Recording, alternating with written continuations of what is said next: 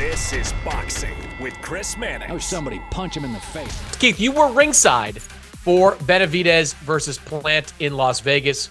An excellent fight. An excellent overall card, but an excellent fight between two top guys in 168-pound division. Caleb Plant looked pretty good early on, using his jab, using his movement, using the biggest ring I've ever seen.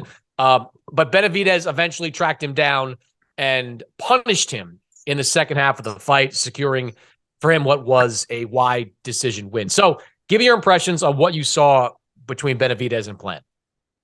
Well, first things first, Chris, ringside is probably a stretch at this point. We were in the building, but it was a very good fight. You know, it was a coming out party of sorts for David Benavidez, and I think the fight played out the way that most people anticipated. You know, Plant was going to get off to a strong start. He was going to use his legs, use his jab. He counterpunched well.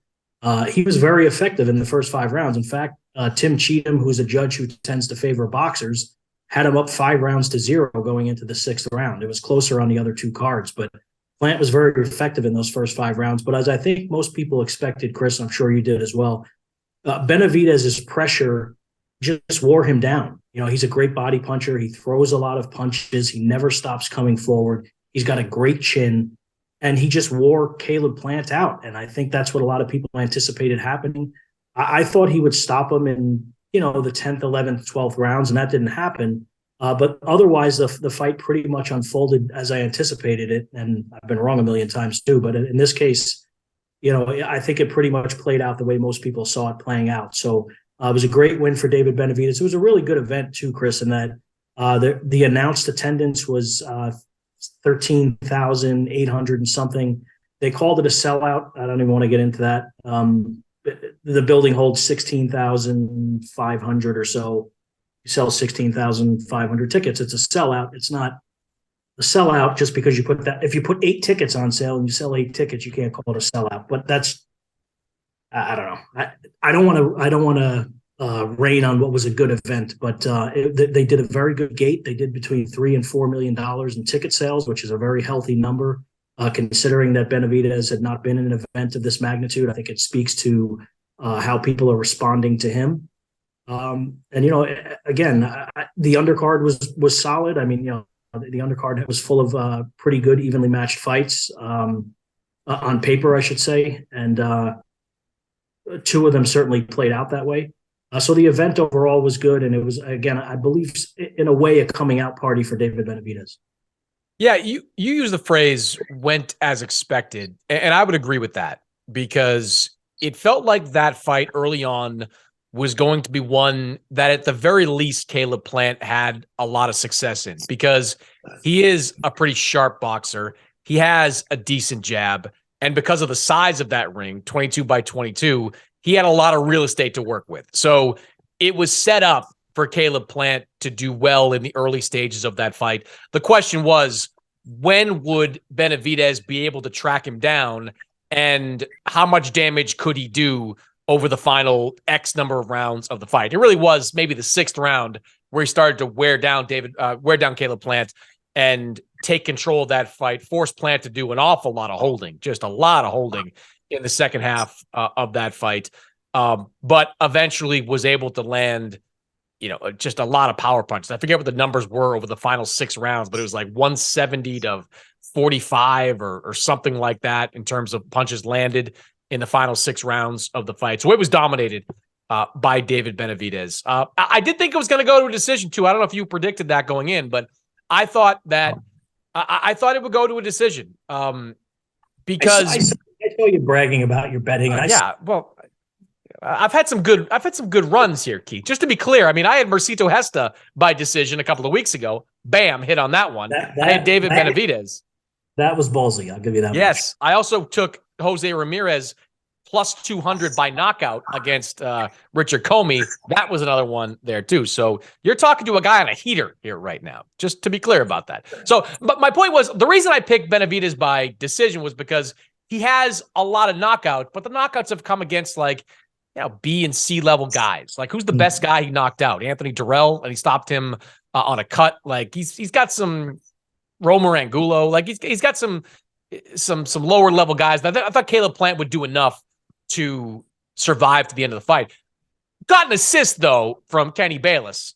You were watching that fight ringside. Didn't look to me from TV that Kenny Bayless was doing David Benavidez any favors. He was allowing Caleb Plant to hold on as often as he'd like without warning, and then had some kind of weird warnings for David Benavidez as well. It wasn't the worst refereeing performance I've seen, but certainly not one Kenny Bayless is going to put on the highlight reel down the line. Yeah, Chris, it's interesting because after the fight, David Benavidez, for all intents and purposes, said that Kenny Bayless stopped him from knocking Caleb Plant out. He didn't really give him the opportunity to do that because he allowed so much holding. I don't really blame Plant for holding him because he was trying everything he could to not get knocked out because he was getting worn down. He was cut. He was beat up to the body and he was ready to go. So he was doing everything he could to survive. I don't blame him for that. But it's incumbent upon Kenny Bayless or any other referee to not allow that. And it looked from the beginning of the fight, Chris, as you alluded to, it almost looked to me in the first few rounds like Kenny Bayless was dying to take a point from David Benavidez. He was warning him excessively. He never warned Caleb Plant for holding, as far as I could tell. And he held to the point where you certainly could argue he could have taken a point away. It didn't turn out to matter. The two of the judges I thought got it right. I thought it was a 9-3, 8-4 type of fight because Plant started off so well. He did win. I believe he won all 7 rounds on all 3 scorecards, all 3 of the last 7 rounds on all 3 scorecards. So they were in agreement on how he took complete control of the fight in its second half. And there was no controversy, as Tim Cheatham had it a little closer than I thought it was. He had it 115, 113.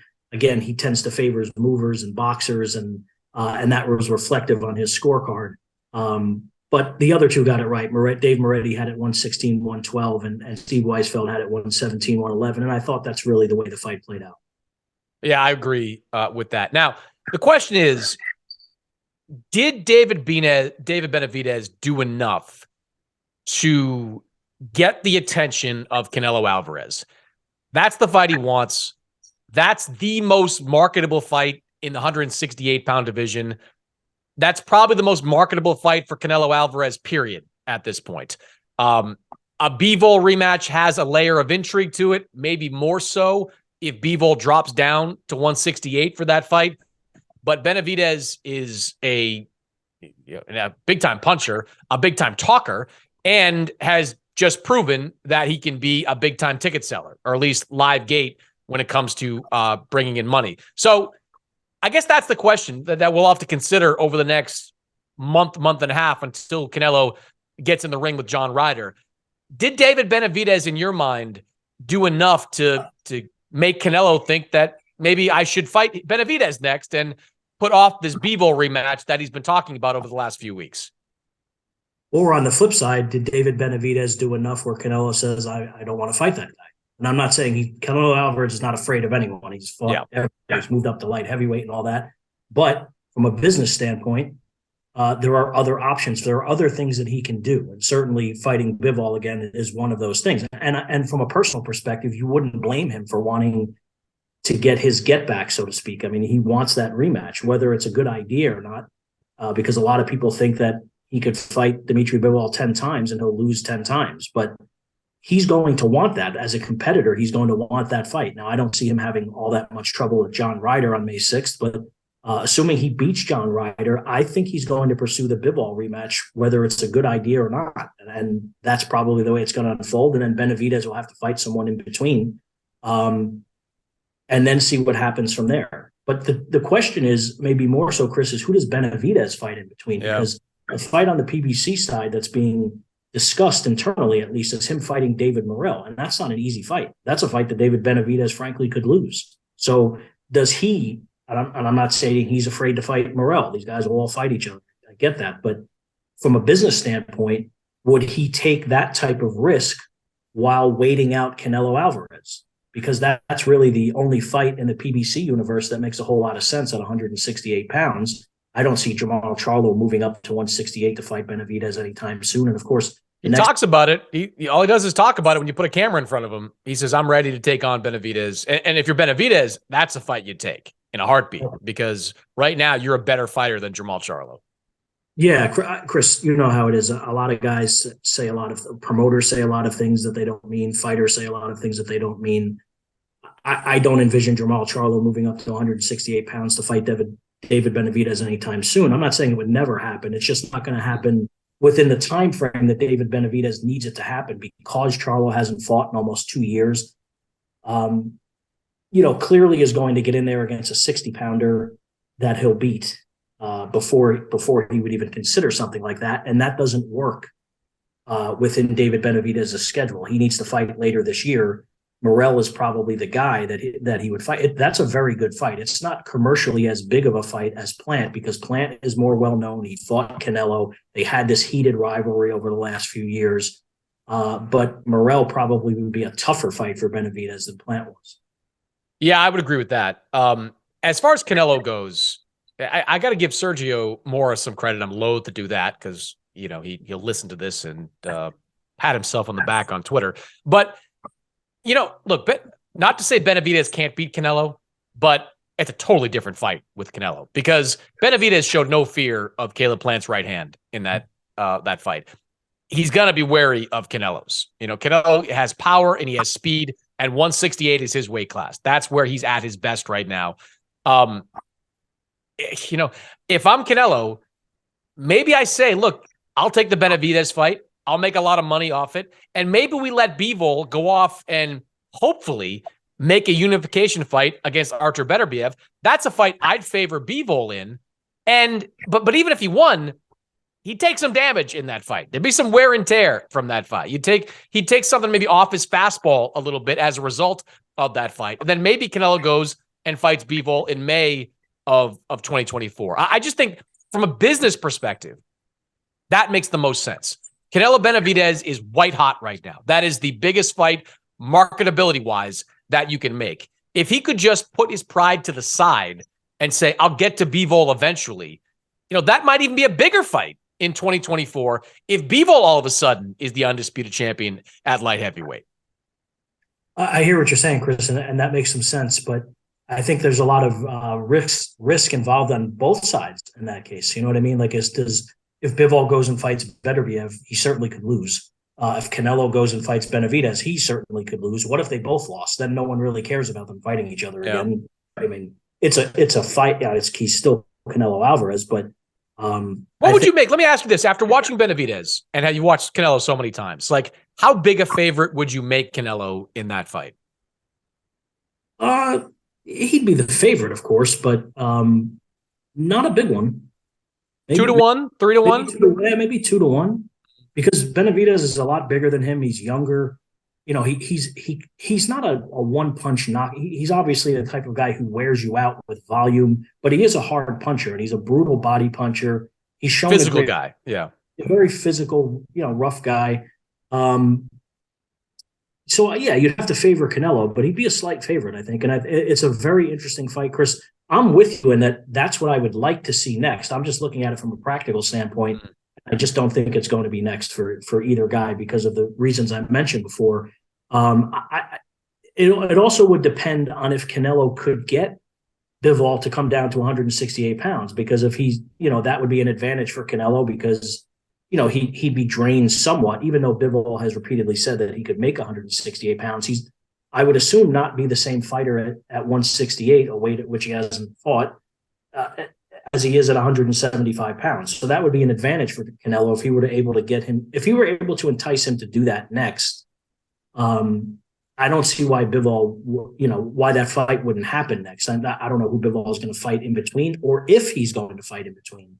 And that's another factor as well, because obviously a lot of people thought he was going to fight Joshua Buatsi. I don't know who believed that he was going to fight Jaime Munguia, but we can get to that later, I guess. But yeah, that one died quickly. But I guess who is he going to fight? Bivol might have to wind up waiting until September, and then I guess he wouldn't have fought in about 10-ish months or so from the time he fought Gilberto Ramirez. So, we'll get to Bivol, but his team told me they've got 3 options they're working through right now. One, at least nominally, was Munguia. I don't know who the other 2 are. And I don't know how you're going to hope to make any money if it's not Joshua Buatsi, if it's not Jaime Munguia, I don't know who's out there that would generate the kind of payday that Bivol becoming accustomed to making at this point. So last thought on Plant Benavidez. Plant, going to be 31 years old this summer, lost 2 of his last 3 fights. Granted, they've come at the highest level. What do you think his future is? Took a pretty good beating. You know, one thing that Benavidez said that came true, he said he was going to put it on Caleb Plant. And, you know, credit to Caleb Plant for hanging in there for 12 rounds, but he took a lot of punches in that fight. What do you think is the future for him? Yeah, Chris, David Benavidez said exactly that in the post-fight press conference. He said, I told you I was going to come here and beat up Caleb Plant, and that's exactly what I did. Caleb Plant, I get this sense from Caleb Plant has made a lot of money. Yeah. He's done very well. He's been managed well. He's been advised well. And he's done very well financially in these 2 of his last 3 fights. Even in his last fight, he made 7 figures for his fight against Anthony Durrell as well. So for his last 3 fights, he's made a lot of money. I don't get the sense that he's going to be the kind of guy. He only has 24 professional fights. He's 22-2 now. I don't get the sense that he's even going to be a guy that approaches having 30 professional fights before he walks away from the sport, because he's done so well financially. And really overachieved if you look at where he came from. He came from Ashland City, Tennessee. It is not a boxing hotbed. The state of Tennessee in itself is not a boxing hotbed that produces a lot of elite level fighters. And Caleb Plant basically made it to the elite level. He made it to the elite level of boxing. Some people might not consider him quite elite level, but he's pretty good. I mean, he's one of the top 5 super middleweights in the world for sure. Top 3, according to David Benavidez, who just shared the ring with him for 12 rounds. So I see him taking a nice long break, Chris, and assess. I think he'll fight again, but I think he's going to take a nice long break, let his body heal, then see where he's at, see what's left in the super middleweight division. Because I don't think he's the kind of guy who's going to move up to 175. I think he's going to try to remain, because he doesn't belong there, frankly. I think he'll try to get interesting fights but he's already fought Canelo and he's already fought David Benavidez and lost decisively to both guys. So I don't know what's there for him, but he is a name. He's a talented guy and he's still in his physical prime. But again, I just don't think he's going to be the kind of guy who hangs around too long and is one of those cautionary tales. I think he's going to do well with his money and kind of ride off into the sunset earlier than most fighters. Yeah, I think you're dead on when it comes to how much money he's made. And I'm curious what the impact will be, on him mentally. Does he have the same fire to go to the gym every day, knowing that the next step for him is going to be kind of a rebuilding type fight, maybe 2 rebuilding type fights to get him back to a level of, I don't know, does he really want to fight a David Morrell at 168? Are the guys at 160 coming up? I mean, down the line, maybe a Charlo fight at 168 is a good one. That's certainly marketable between those 2 guys. That could be interesting in 2024, but I think he's going to have to decide, does he want to, go that route? One that could take a couple of years before he has a chance to fight in a meaningful high-level world title fight once again. So, yeah, I'm curious to see but I think he's probably done for the rest of the year, frankly. I think he'll probably take the rest of the year off and go into 2024 with maybe some options about how he's going to rebuild.